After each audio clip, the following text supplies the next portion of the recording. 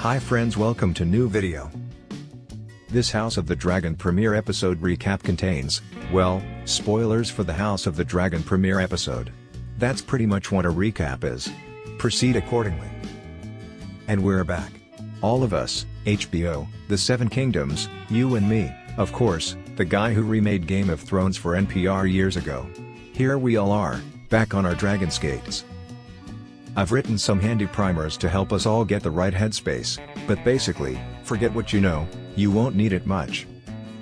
My name is Matthew and you are watching 72 Info TV, so before we discuss this video, subscribe to our channel for more info videos.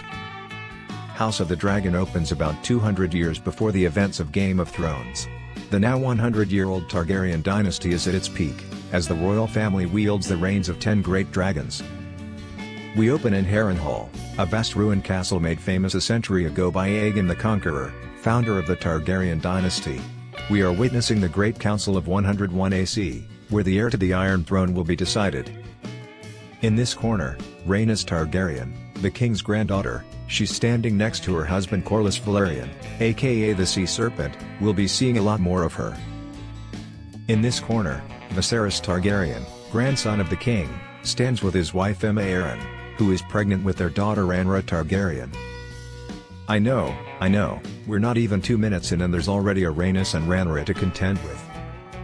Not to mention the fact that most of the characters have the same long, plantain sporting a blonde wig. Welcome to the Targaryen family. Edgar Winter is coming.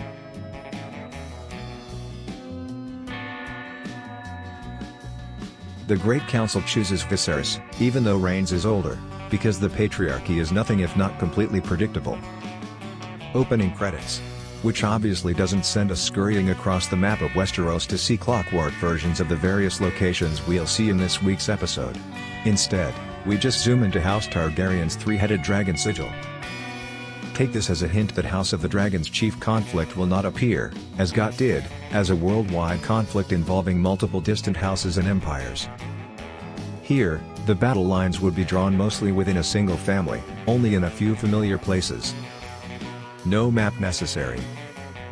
We get a dragon's eye view of King's Landing, which is being rendered a little more vividly these days. We may be 172 years in the past, but HBO's VFX department's servers have had 4 years of updates since GOT ended, and it shows. That giant dome building that dominates the skyline? This is not the Great Sept of Buller, which will not be made for years. This is the Dragon Pit, where the royal family's dragons live.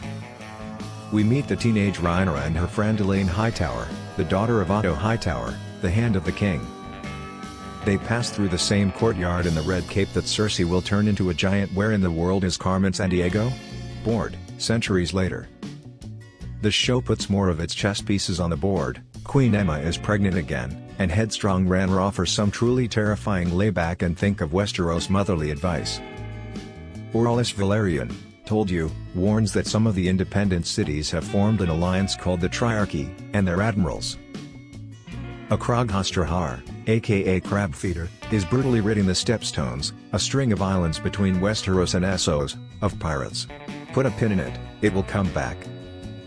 Enter, Daemon Targaryen, the king's cheeky Bonnie, anyway, younger brother. He sits on the Iron Throne, which looks more edgy and menacing than we remember. I mean, the risk of tetanus is lonely. Daemon and Rhaenyra show an easy familiarity with each other. Our aim is to pick up something else between them too, and if it creeps you out. Hey guys, are you watching the wrong show about the wrong family? He gives her a gift, an amulet of extremely rare Valyrian steel, the same material from which her sword, the Dark Sister, is made. Thanks for watching our video.